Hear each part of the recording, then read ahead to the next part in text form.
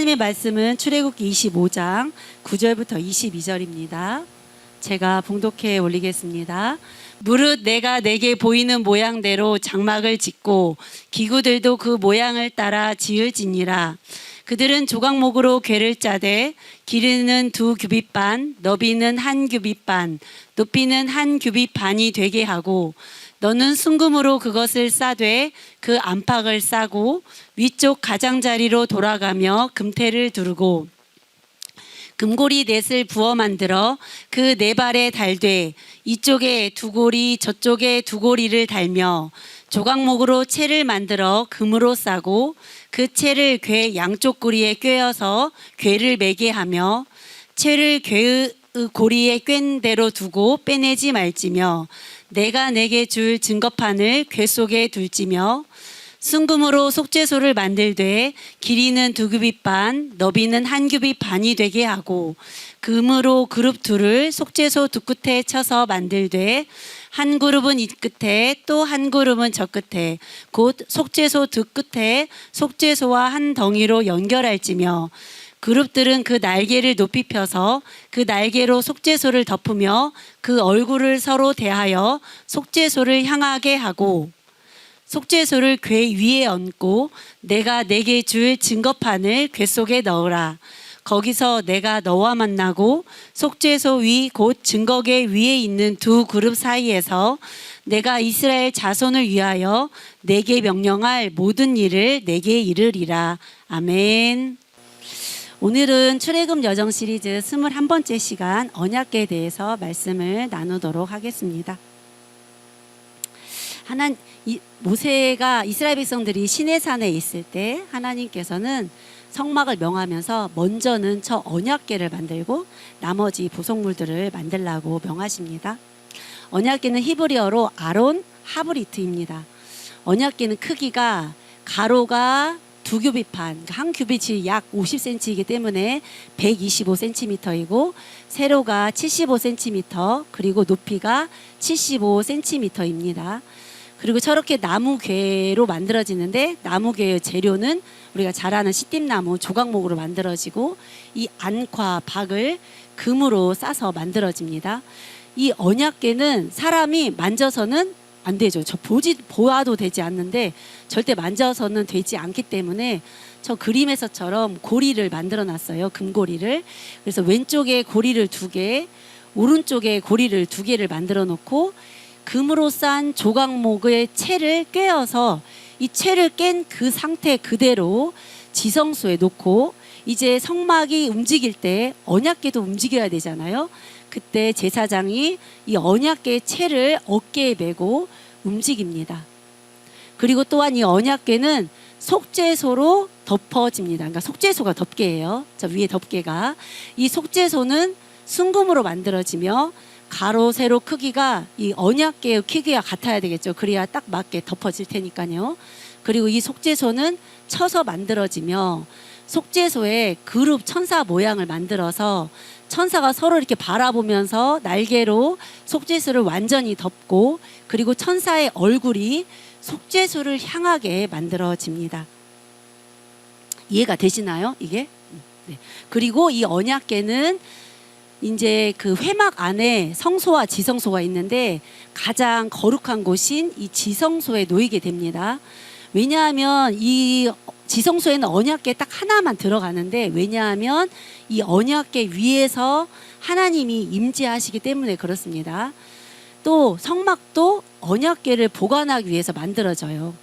이 언약궤 안에는 율법을 기록한 2개의 돌판이 들어있어서 주의 깊게 보관이 되어 있어야 합니다.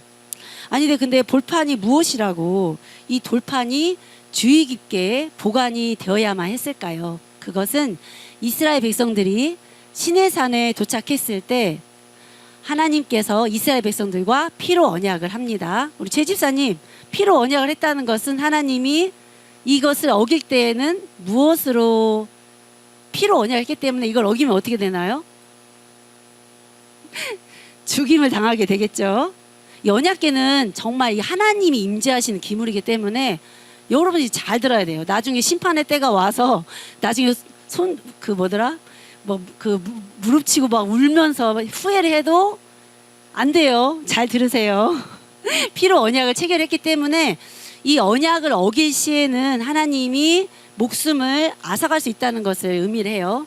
우리가 정말 이 말씀을 준비하면서 어떤 생각이 드냐면 다른 누구보다도 우리가 가장 두려워해야 할 분은 바로 하나님이신 것이, 왜냐하면 하나님은 목숨을 다루시는 분이에요. 다른 것이 우리의 목숨을 다루진 않잖아요. 근데 하나님은 목숨을 다루시는 분이기 때문에 우리가 하나님을 가장 중하게 생각해야 합니다.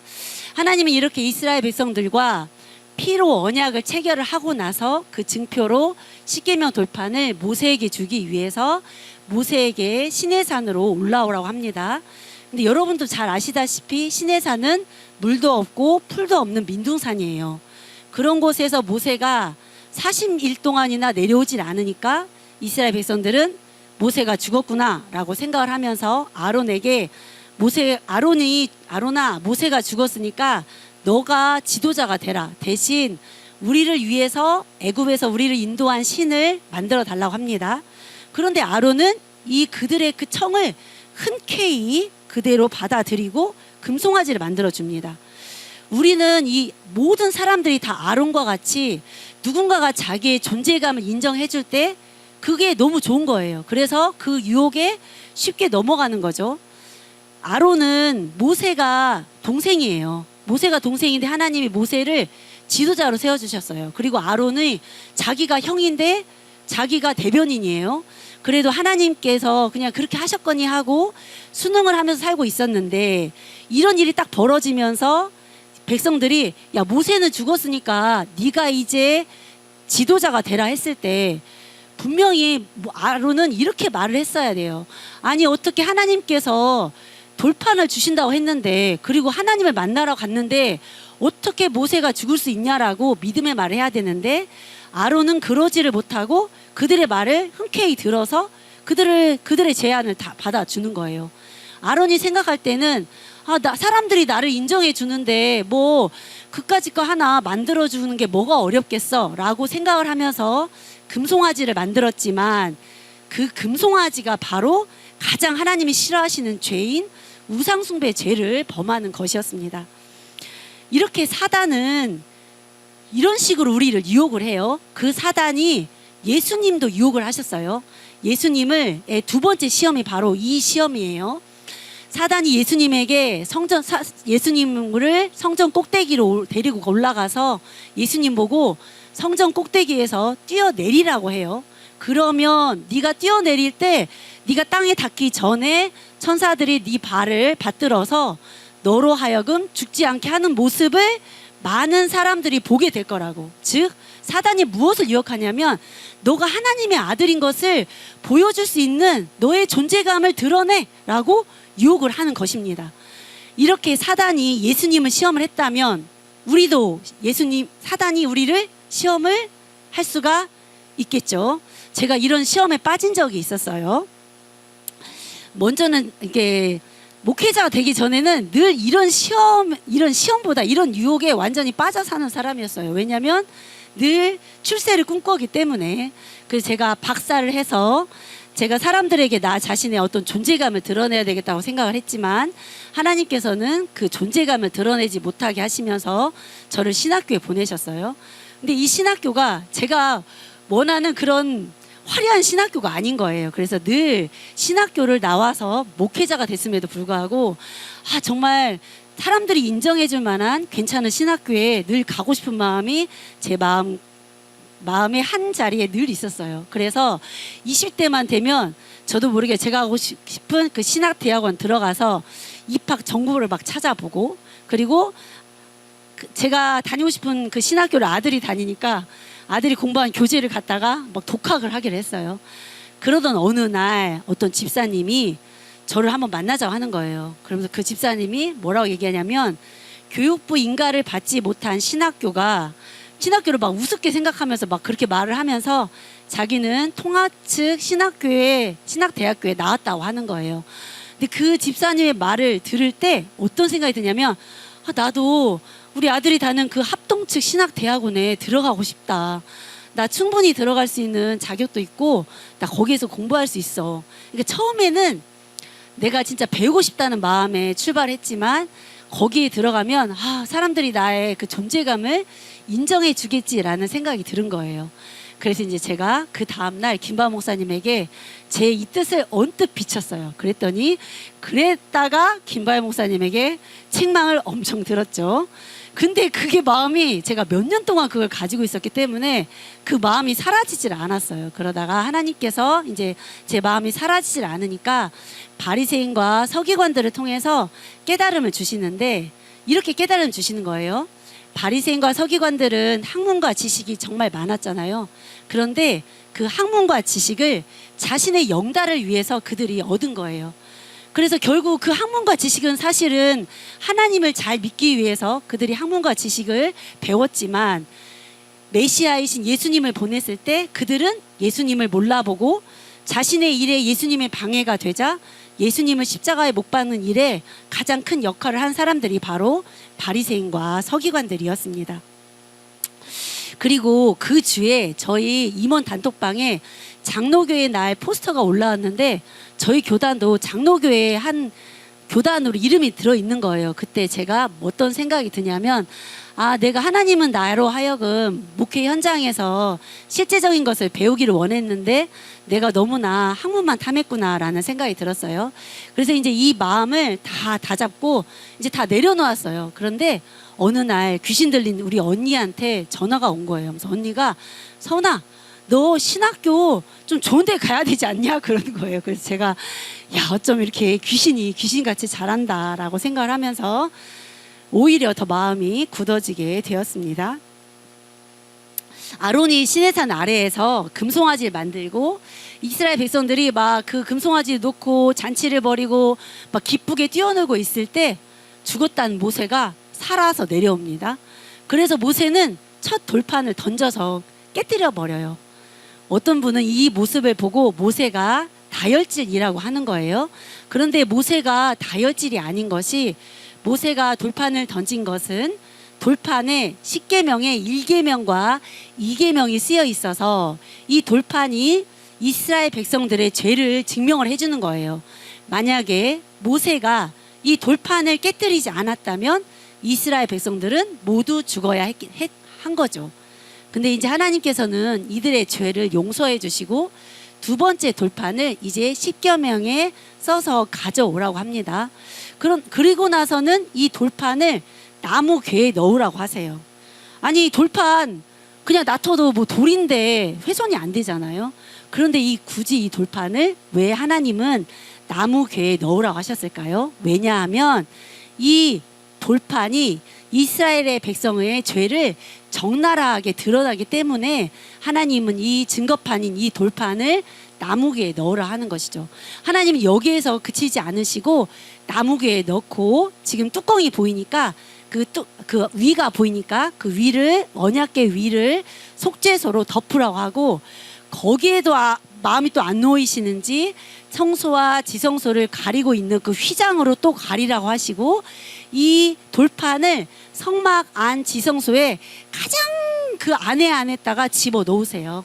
그러니까 여러분들이 저 그림을 보시면 알 수 있듯이 성막 안에 지금 성소와 지성소로 나눠져 있는데 지금 휘장으로 가려진 그 지성소 안에 덮개 아래에 나무개 안에 하나님께서 뭘 감춰 놓으시라 하냐면 율법, 이스라엘 백성들의 죄를 드러낼 만한 율법을 감춰 놓으시라 하는 거예요. 근데 우리 보통 뭐를 가장 꼭꼭 감춰 놓죠? 우리 요한 형제님은 어떤 것을 가장 막 속에 막 농장 속에 그 속에 가방 속에 막 이렇게 넣어 놓는 게 뭐예요? 없어요? 딱히 없어요. 네, 아마 재산이 없어서 그런 것 같아요. 저희 엄마는 농장 속에 가방 속에 속에 엄마의 가장 귀한 금덩어리 통장 이런 것들을 다 넣어 놓으셨어요.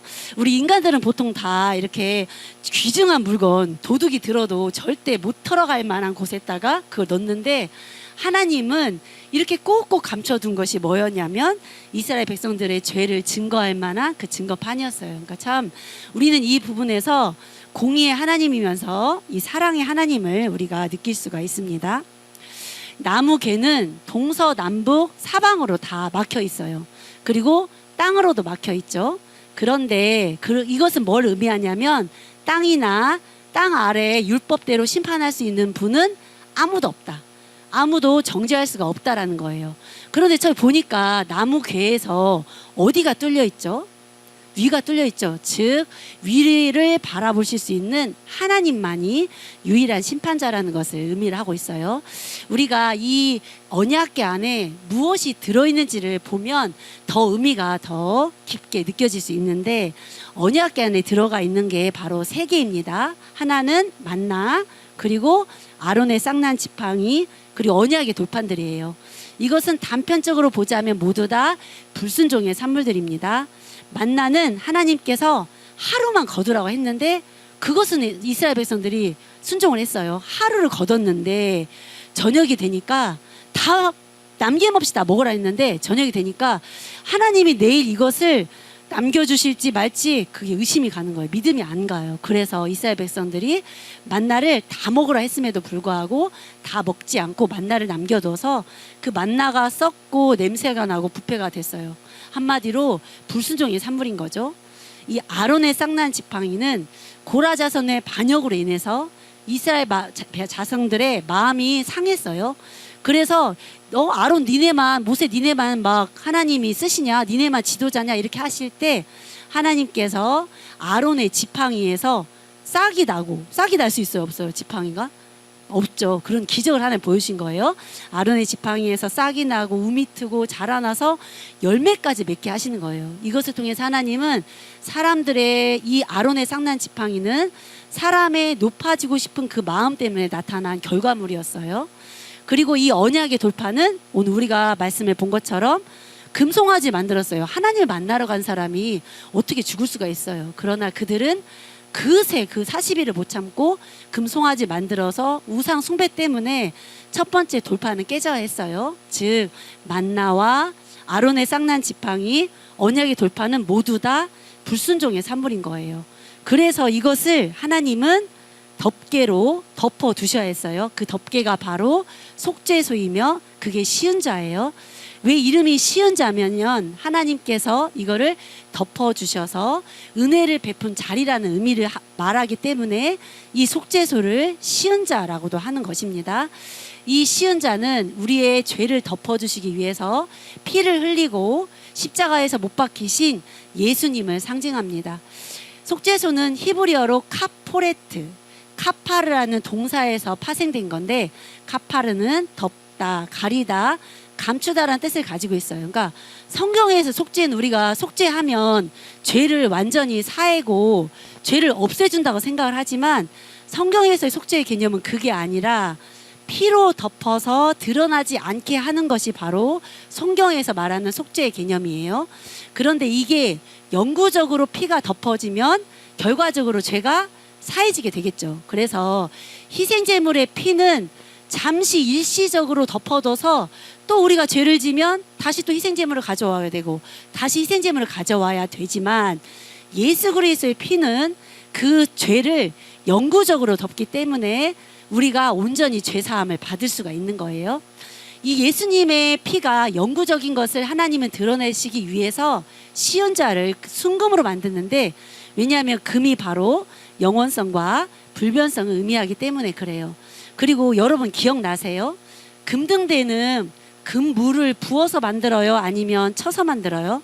쳐서 만들죠. 마찬가지로 이 시은자, 속죄소도 쳐서 만들어지는데, 우리의 그 죄를 덮어주시기 위해서 예수님께서 채찍에 맞으시고 또 십자가에서 모세에 박히시고 또 예수님께서 창에 찔리신 것을, 그 예수님의 고난을 상징하기 위해서 하나님은 이 시은자를 부어 만들지 않고 쳐서 만들게 하십니다. 또 하나님은 이 심판을, 이 덮개가 열려지면 심판이 있을 수밖에 없으니까 이걸 유보하기 위해서 이 속죄소 덮개가 열려지지 않기 위해서 지성소와 속죄소를 정결하게 하는 피를 뿌려요. 근데 이것을 매일마다 뿌리는 것이 아니라 1년에 단 한 번 대제사장이 대속죄를 행하는 거예요. 대제사장도 향연이 언약궤를 가리지 않으면 죽어요. 그래서 이 대제사장이 죽지 않고 이 피뿌림을 성공을 해야만 이스라엘 백성들은 우리가 하나님께로부터 제사함을 받았구나 라는 것이 증명이 되는 거예요. 이 언약궤는 율법이 그리스도와 보혈로 덮여져 있는 모습을 드러내고, 이 속죄소는 예수 그리스도를 의미하며 이 피는 예수님의 대속의 피를 의미합니다. 그런데 한 가지 중요한 것은 속죄소와 나무궤가 일체로 되어져 있지 않다라는 것입니다. 한 장 넘겨주세요. 왜 하나님은 속죄소와 나무궤를 하나로 만들지 않았을까요? 그것은 이스라엘 백성들이 아까 금송아지 죄를 지었을 때 그들의 죄를 당장은 용서해 주시지만 하나님 그때 뭐라고 말씀하시냐면, 내가 너희들의 죄는 용서하지만 벌 받을 자의 벌은 면하지 않겠다. 그 말은 내가 지금은 너희들을 용서하지만 너희들이 계속 죄를 짓고 또 짓고 또 짓고 또 짓고 하면 그때는 심판하겠다. 이 하나님께서 속죄소와 나무궤를 일체로 만드시지 않은 이유는 너희들이 죄가 만땅이 되었을 때는 이 덮개가 언제든지 열릴 수 있다라는 거죠. 그게 바로 개인의 심판으로 올 수도 있고 인류에서 노아의 홍수 심판으로 올 수가 있어요.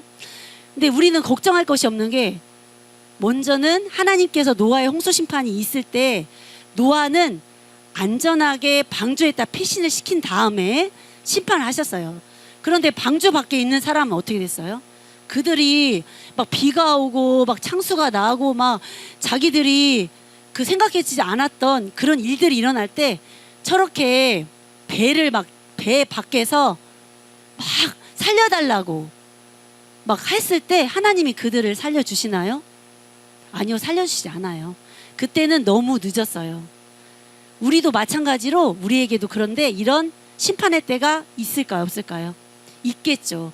우리 개개인이 하나님에게 죄를 많이 지어서 만땅이 되었을 때 때론 하나님이 우리를 개인적으로 심판을 하실 수 있어요.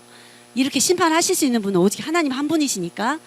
그리고 인류가 죄를 정말 많이 지었을 때도 하나님이 심판을 하신다고 성경에 쓰여 있어요. 그때가 언제냐면 예수님이 구름 타고 나팔 불면서 신부를 맞으러 올 때, 이때 우리 어떻게 해야 돼요? 우리는 깨어 있어서 휴거가 돼야 돼요. 휴거가 뭐냐면 공중에서 예수님께서 나타나실 때 예수님이 인도하신 방법으로 우리가 인도함을 받는 거예요. 공중으로 올라가서. 그런데 우리가 이것을 받지 못해서 땅에 남아있으면 이제 그때부터 대환란이 시작이 되는데, 이 대환란이 할 때 막 그게 요한계시록에 엄청 많이 나와 있죠. 이때 우리가 인내의 믿음으로 극복하지 못하면 그때는 완전한 심판이기 때문에 영영이 이제 하나님께 구원을 받을 수 있는 그 길이 완전 막혀요. 그러니까 이 대환란의 때가 있기 전에 정신 차리고 하나님을 잘 믿어서, 우리가 살아있을 때 예수님 오실 수도 있고 우리가 죽어서 예수님 오실 때가 있잖아요. 근데 적어도 내가 살아있을 때 예수님 오시면 어떻게 돼야 될까요? 다 휴거가 돼야 되겠죠. 근데 그렇지 못하면 이 땅에서 엄청나게 고생을 하다가 인내의 믿음으로 극복을 하지 못했을 때는 이제 완전한 심판을 받을 수밖에 없죠. 근데 어떤 사람은 이렇게 말할 수 있어요. 그러면 땅에 남았을 때 그때라도 열심히 믿지. 근데 그때는 성경에 뭐라고 쓰냐면 이때는 정말 그 극복하는 것이 정말 어렵다는 거죠. 그러니까 지금 우리가 하나님이 기회를 주고 있을 때 정신 차리고 잘 하나님을 모셔야겠습니다. 이스라엘 백성들이 행진을 할 때 언약궤는 행렬의 맨 앞에 위치합니다. 그리고 이 성막이 옮겨질 때 언약궤 그 자체로 가는 것이 아니라, 언약궤를 보면 사람이 죽잖아요. 그렇기 때문에 이 언약궤를 아까 성소와 지성소의 휘장으로 막아놨죠. 그 휘장을 한번 싸고, 그 다음에 해달 가죽으로 또 싸고, 그 다음에 순청색 보자기로 또 싸서 제사장들이 이 언약궤의 채를 어깨에 메고 움직입니다. 이 언약궤가 행렬에 가장 선두에서 움직일 때 하나님과 사람 사이가 2000규빗, 약 1km를 떨어져야 돼요. 왜냐하면 사람이 죄를 지으면 하나님이 그들을 죽일 수 있기 때문에 하나님이 그들이 하나님과 가까이 오는 것을 용납하지 않으셨어요. 그래서 구약은 이렇게 하나님과 인간 사이에 커다란 간격이 존재를 했지만, 그리고 이게 너무 중요했어요. 이 1km를 어겨서 내가 하나님 언약궤 앞으로 더 나오면 난 무조건 죽임을 당하는 거예요. 그런데 신약 시대 때는 하나님이 우리와 교제하기 위해서 인간의 이 몸을 입고 임마누엘의 하나님, 함께하신 하나님, 임재하신 하나님으로 오십니다. 그리고 또한 우리의 몸을 성전 삼아서 계시는 것입니다. 그게 고린도전서 6장 19절부터 20절 말씀이에요. 우리 같이 한번 읽어보도록 하겠습니다. 시작. 너희 몸은 너희가 하나님께로부터 받은 바 너희 가운데 계신 성령의 전인 줄을 알지 못하느냐? 너희는 너희 자신의 것이 아니라 값으로 산 것이 되었으니 그런즉 너희 몸으로 하나님께 영광을 돌리라. 아멘. 우리 몸이 이제는 예수님의 피값으로, 예수님의 생명값으로 우리를 사셨기 때문에 더 이상 우리의 몸은 우리 것이 아니라 하나님 것이래요. 그래서 우리는 몸만이 아니라 마음과 뜻과 힘을 다하여서 하나님께 영광을 돌려야 합니다. 하나님께 영광을 돌린다는 것은 하나님께 우리를 온전히 드려서 하나님이 주도하시게 해야 한다는 것입니다. 그것을 이 언약궤 사건을 통해서 보도록 할게요. 여호수아 시대 때 이 언약궤는 하나님이 강림하시는 아주 신비로운 물건이었다고 해요. 그도 그럴 것이 가나안 땅 들어가기 전에 요단강을 건너야 하는데 언약궤를 든 제사장들이 요단강에 발을 딱 들이놓자마자 요단강이 갈라지면서 요단강 상류가 역류를 해가지고 그대로 멈춰 서는 거예요. 그리고 여리고성을 칠 때 이 언약궤를 앞세우고 여리고성을 7번 돌았는데 그냥 언약궤만 들고 돌았어요. 그리고 7번 돌았을 때 소리를 외치라 해서 소리를 외치고 나팔을 불어라 해서 나팔을 불었는데 여리고성이 무너지는 거예요.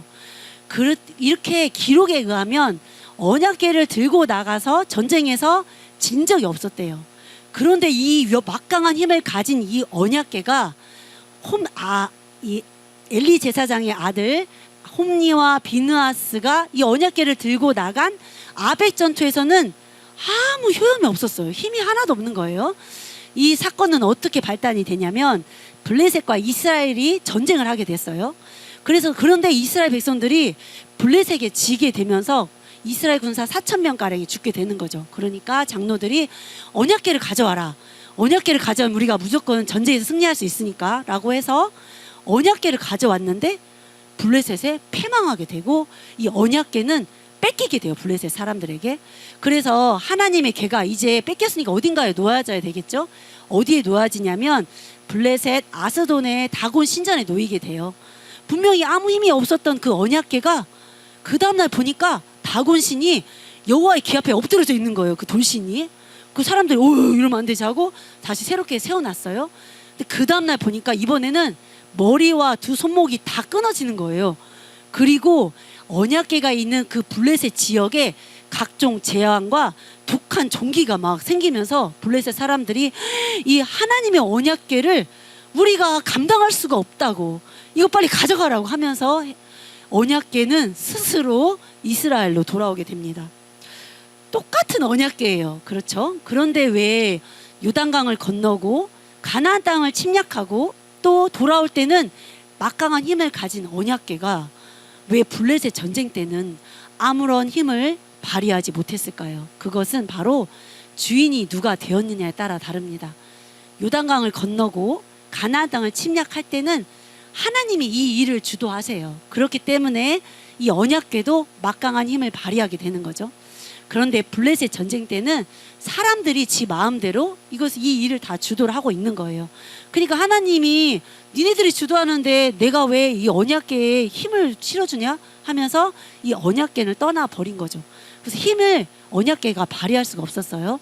그런데 하나님이 다시 언약궤에 임재해서 이제 블레셋 땅에서 이스라엘 땅으로 언약궤가 스스로 돌아오게 된 것입니다.